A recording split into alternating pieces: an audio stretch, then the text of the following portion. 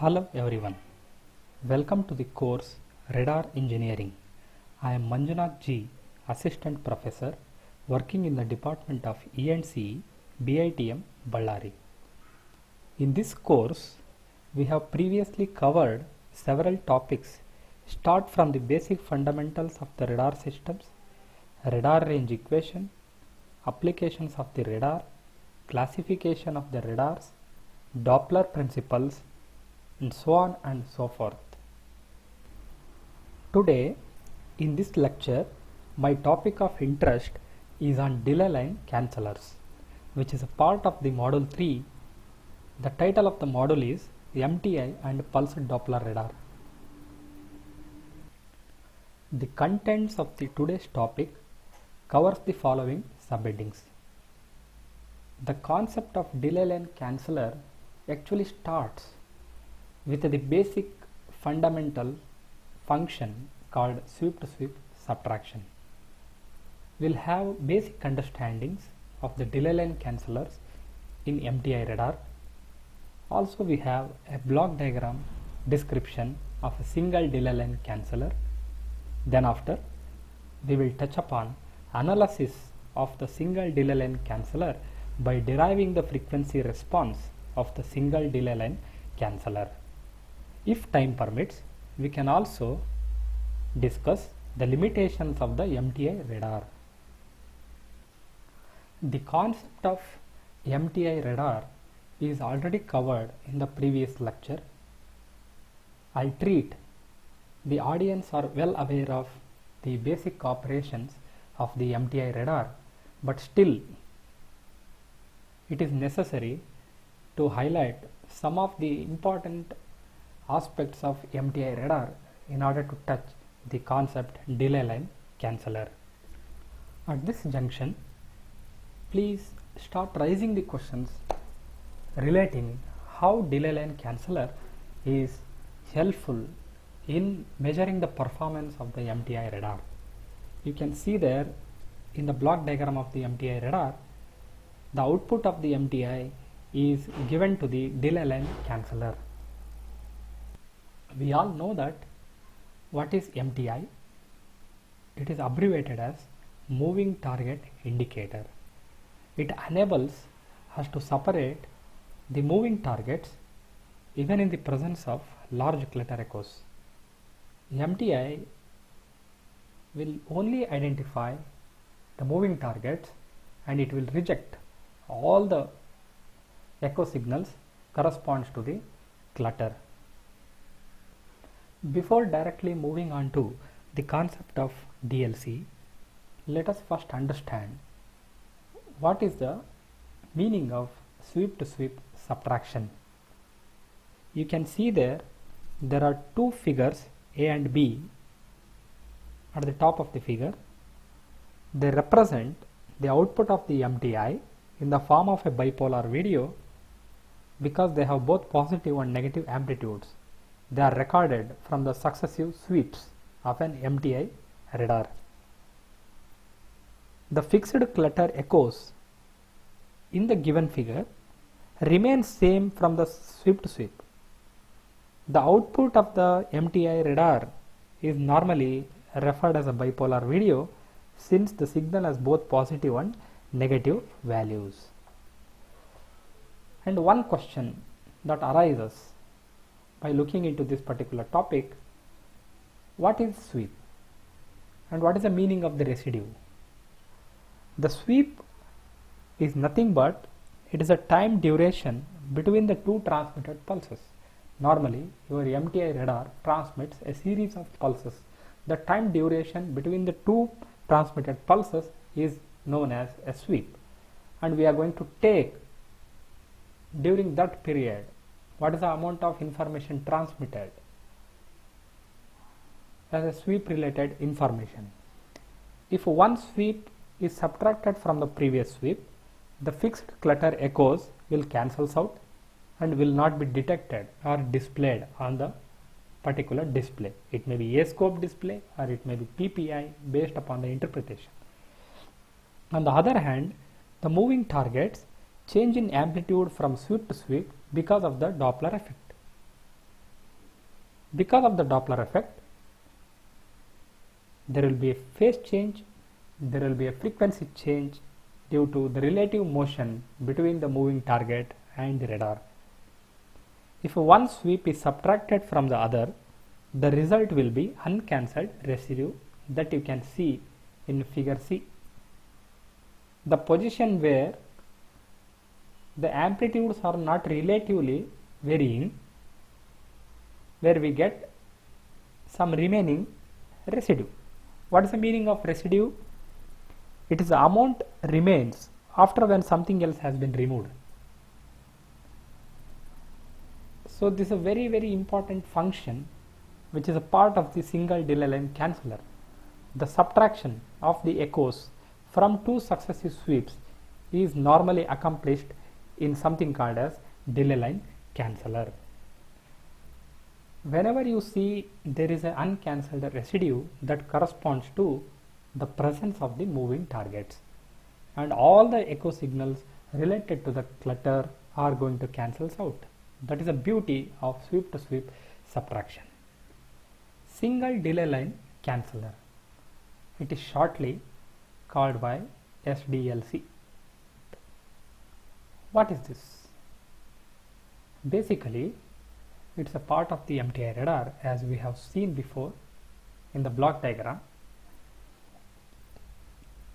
and it is an example of a time domain or a frequency domain filter, as same as a Doppler filter that we have already seen in a Doppler radars. Your single delay line canceller is simply like a filter. What is the role of the single delay line canceller? It will eliminate or reject stationary clutter echoes at low frequencies and particularly at zero frequency, and allows only desired moving target echoes in the received signal. The block diagram of single delay line canceller is simply looks like this. So it consists of several blocks. The input is taken from the MTI output. It is in the form of a bipolar video, and it is given to the delay line canceller. And the output of the MTI receiver is digitized using A to D converter, and it is given to the delay line canceller. You can see there is a delay T which is equals to 1 by PRF. This delay is achieved by storing the radar output from one pulse transmission or sweep in a digital memory.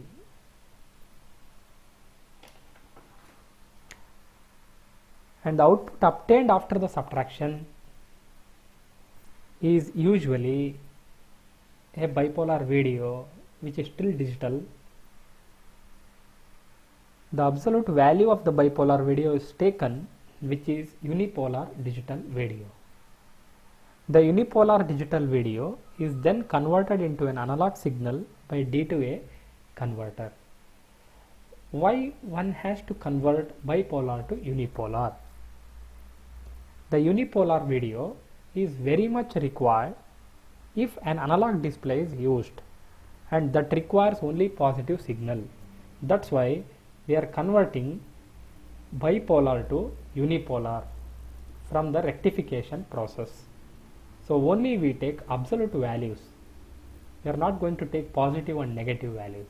We only take positive values, and after D2A conversion, the information can be seen on any analog display. If you want to process further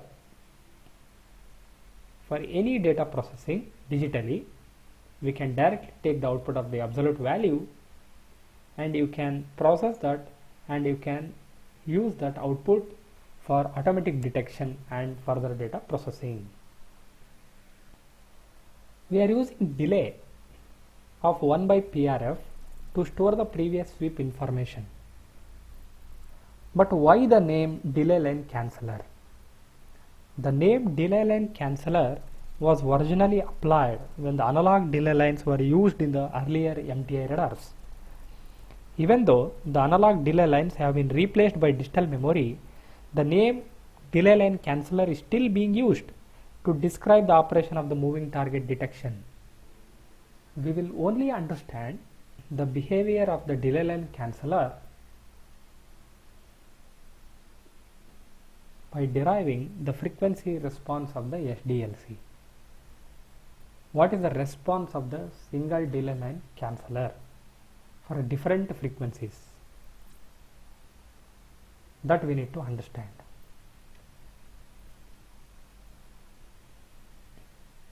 The signal from a target at a range R0 at the output of the phase detector can be written as V1 equals to K into sine of 2 pi f dt minus phi naught. So what is this V1? The output of the phase detector is given to the delay line canceller, and that acts as an input to the delay line canceller. And the phase detector is simply like a mixer device. It will take two inputs, one input from the target echo and the other input from the reference signal. Both the signals are mixed up, will produce V1.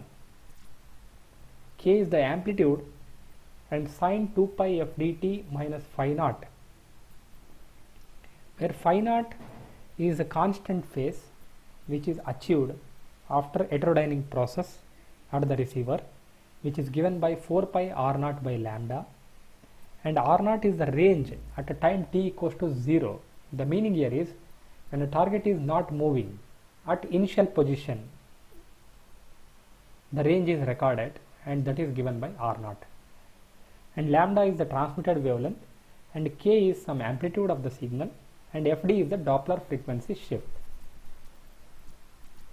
And it is known that whenever we receive fd, the Doppler frequency shift, then only we can able to identify the velocity of the target. Without the knowledge of fd, you cannot identify the moving target. The second signal, the signal from the previous sweep information, which is almost similar to V1, except it is delayed by the period Tp, because we have provided a delay of 1 by PRF. Tp equals to pulse repetition interval, and V2 is K into sine 2 pi fd, and it is delayed by Tp. That's why T minus Tp minus phi naught is fixed constant. There is only one difference. We have provided the delay, that's it, but it is of same frequency fd. So take two inputs V1 and V2, you perform the subtraction V1 minus V2. How to subtract two signals, and both the signals are sinusoidal in nature. By using the trigonometric identity sin A minus sin B, we can able to get this final equation. Sin A minus sin B is equals to 2 sin A minus B by 2 into cos A plus B by 2. You can treat the first signal, which is V1, and the second signal V2, you subtract it, and some of the terms get cancels out, and finally we get 2k sin pi fd Tp into cos 2 pi fd of T minus Tp by 2 minus phi naught. You can see here the output from the delay line canceller is seen to consisting of a cosine wave of the same frequency of d as that of the input, but with the amplitude 2k sin pi fd Tp. This is the magnitude of the signal, and it is a cosine wave. This is the amplitude of the cosine wave. In order to estimate the frequency response of the single delay line canceller, we need to see the magnitude response. What is provided at the input and what is coming out at the output. By taking the ratio of output amplitude by input amplitude, we can able to find out the frequency magnitude response of the delay line canceller.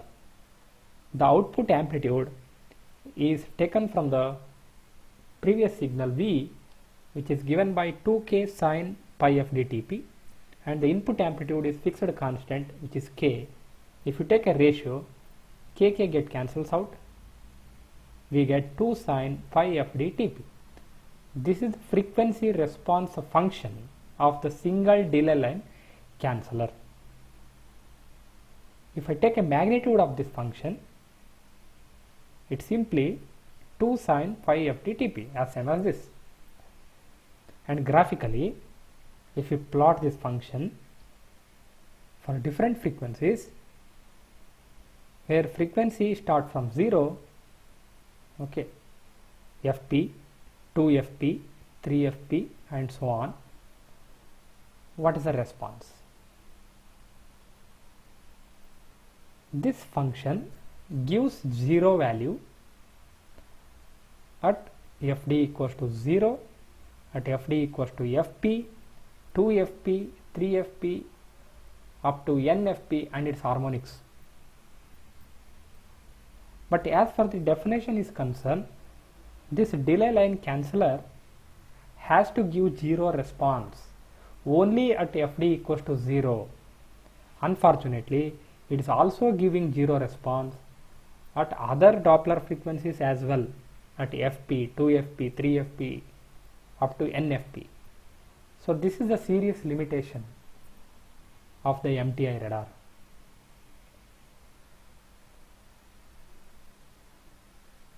What are the limitations of the MTI radar with DLC? The first limitation is called blind speed, and the second limitation, insufficient clutter attenuation due to finite width of the clutter spectrum. If there are some limitations, how to overcome these limitations? How to limit these drawbacks of the MTI? What are the controlling parameters? What are the design issues to overcome these limitations for optimum performance? So here we have considered only 2 sweeps. What happens if I take 3 sweeps, 4 sweeps? In this particular derivation, we have assumed that there are only one delay. There is only one delay. That's why it is called single delay line canceller. If I increase the value of n, instead of taking only one delay, if I take 2 delay lines, then what is the performance? What is the impact on the frequency response of the delay line canceller? To answer these questions, we have to understand and look into the limitations of the MTI radar with DLC. In the next lecture, we will see the limitations of the MTI radar with DLC in detail. Thank you for listening to my presentation. Thank you.